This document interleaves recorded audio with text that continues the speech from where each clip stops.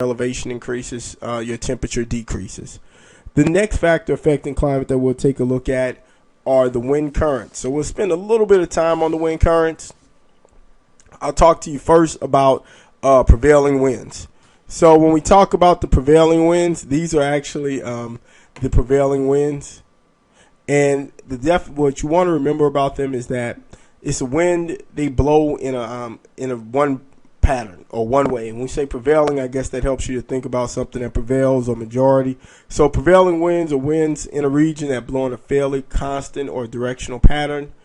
Now, the direction that the winds blow in, that is determined by the latitude, and it also is determined also by the Earth's movement, because we have to think about the fact that the Earth is constantly spinning. You and I do not feel it, but the Earth is constantly feeling. When we think about it, I want you to look at this graph, and it'll actually show you, or this graphic, and it'll show you prevailing winds move clockwise in the north. And if you follow along with my cursor, you'll see in the north, the prevailing winds move clockwise and counterclockwise in the south, okay, or in the southern hemisphere. So because the prevailing winds, they move clockwise in the northern hemisphere, and they move in the opposite or counterclockwise in the southern hemisphere. And that is because the way that the Earth rotates from the east to the west. We'll get into this a little bit later, in more detail a little bit later. Then that brings us to, we'll talk about the different types of wind currents. Now, the trade winds. The trade winds are the winds that are in the tropic. These trade winds are actually, they take place mostly in the low latitudes, all right? So they're trade winds, they're in the low latitudes, and they blow from the northeast towards the equator and from the southeast towards the equator. So the trade winds go this way, and they are in the low latitudes. And that the low latitudes is the area that's closest to the equator, once again. Now the westerlies. The westerlies are the next type of winds that we will study. And now the westerlies are the prevailing winds in the mid-latitudes. So they're right here. So the westerlies are the prevailing winds in the mid-latitudes, and they blow diagonally from east to west. Okay, so once again, the westerlies, they are in the mid-latitudes, which is the step up, or which is the region right above the low latitudes. The climate here is generally cooler than it is in the low latitudes, and they go from east to west. Now the polar easterlies, these are the prevailing winds in the high latitudes, and they blow diagonally from east to west.